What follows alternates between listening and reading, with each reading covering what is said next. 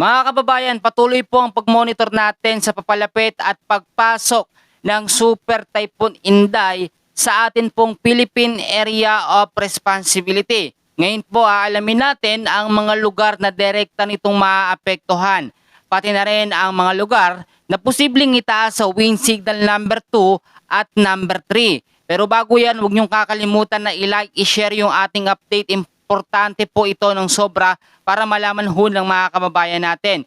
Ito pong Super Typhoon Inday ay huli pong namataan. Ito po ay meron pong lokasyon sa ngayon na 1,735 kilometers east of Central Luzon. Tinataglay po nito ang hangin na lumalakas pa rin sa 185 kilometers per hour malapit po sa may sentro. At may pagbugso naman na 230 kilometers per hour. Bagamat medyo bumaba yung kanyang pagbugso o humina yung kanyang bugso, nananatili pa rin ito sa Category 5 o Super Typhoon Category. Alamin natin yung mga susunod na magiging lugar nga po nito nga pong Super Typhoon Inday. Ito po, para po sa kalinawan po ng bawat isa, ngayong gabi po ng alas 8 ng Martes, ang magiging lokasyon po ng Super Typhoon Inday ay 1,565 kilometers east of Central Luzon. Sa labas pa rin ng PAR ngayong gabi.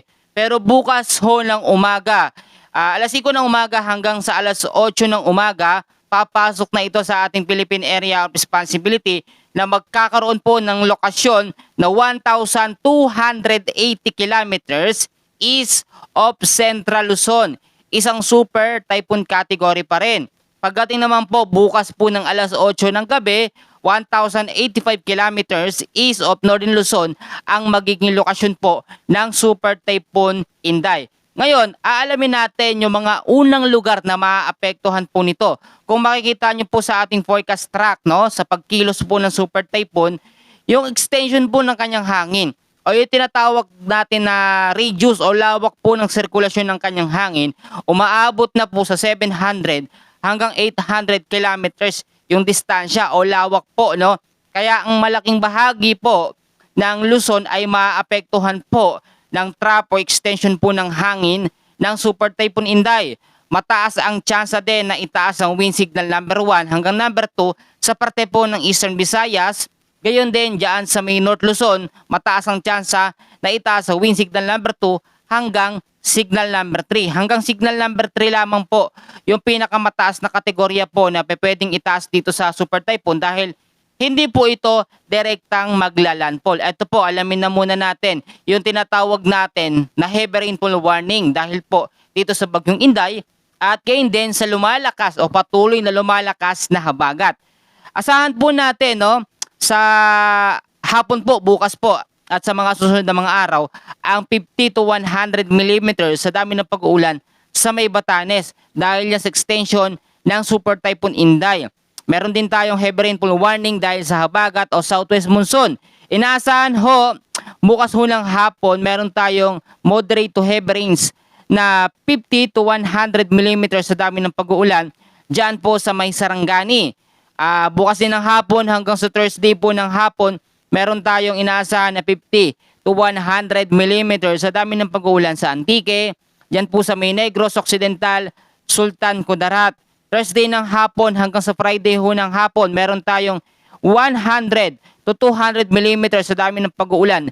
Heavy to intense rain po yan, naaasahan sa may Occidental Mindoro. Moderate to heavy rains naman ang aasahan na merong 50 to 100 mm sa dami ng pag-uulan sa Zambales, Bataan, sa may Palawan, Guimaras, Iloilo, Occidental Mindoro, Negros Oriental, Lanao del Norte at Lanao del Sur. Dahil po yan sa habagat o sa epekto po ng southwest monsoon na patuloy na pinapalakas po ng Super Typhoon Inday. Ngayon naman po, ito pong Super Typhoon Inday, meron tayong dalawang senaryo na kino-consider dito.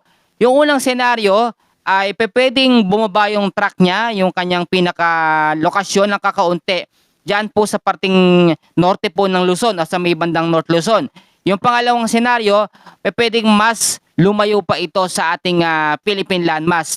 At yung kanyang extension ng hangin ay maging mahina ang epekto diyan po sa bandang silangan ng Luzon. Gayon din sa silangang bahagi ng Visayas. Kapag ito po ay nakalabas na, sa ating Philippine Area of Responsibility pagdating po ng Sabado hanggang sa Linggo po ng umaga o madaling araw, diretso ito diyan sa Taiwan, at sa Taiwan mas mataas ang tsansa na itong super typhoon ay maglandfall.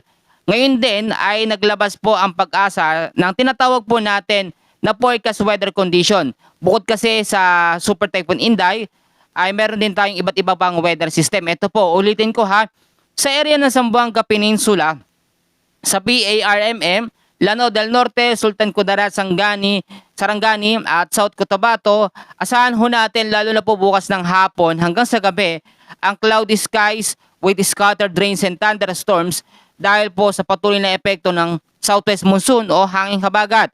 Sa mga low-lying areas, sa mga lugar na binanggit ko, mag-ingat sa banta ng mga pagbabaha at landslide sa mga landslide-prone area. Ang nalalabing bahagi ho ng Mindanao, asahan din natin ang maulap na kalangitan na mayroong mga isolated rain showers and thunderstorms, lalo na po sa hapon at sa gabi, dahil po sa habagat o southwest monsoon. Sa Metro Manila naman, nalalabing bahagi ng Luzon, ay maging handa rin sa epekto po ng mga localized thunderstorms, lalo na itong papalapit po na Super Typhoon Inday. I-explain ko lamang po sa inyo ng mabilisan na ang isang super typhoon na paparating ay kasing lakas po ng dating malakas na bagyo o Super Typhoon Yolanda. Ang kaibahan lamang nila, more on mag-i-stay ang Super Typhoon Inday sa Philippine Sea o sa katubigan ng Pilipinas kumpara sa Philippine landmass. Wala po itong direktang paglandfall o pagtawid sa ating Philippine landmass, pero yung extension o trap ng kanyang hangin buntot ng bagyo ay patuloy pong makakaapekto. Kapag ka ito naman yung nakalabas ng ating PAR sa mga susunod na mga araw, to be exact Sabado hanggang sa Linggo, ang habagat naman ang papalit para magpaulan sa malaking bahagi ho ng ating bansa. Ang senaryo natin dito, ito'y super typhoon, walang direktang paglandfall sa ating Philippine landmass, pero wag maging kampante sa mga posibilidad po na pwedeng mangyari muli. Ito ang inyong Kuya Francis muling naghahatid ng weather update. Mamaya o bukas na madaling araw meron po ulit tayong pinaka-latest na weather update. Susubaybayan natin ang actual na paglandfall po ng Super Typhoon Inday at pagpasok po sa ating Philippine Area of Responsibility.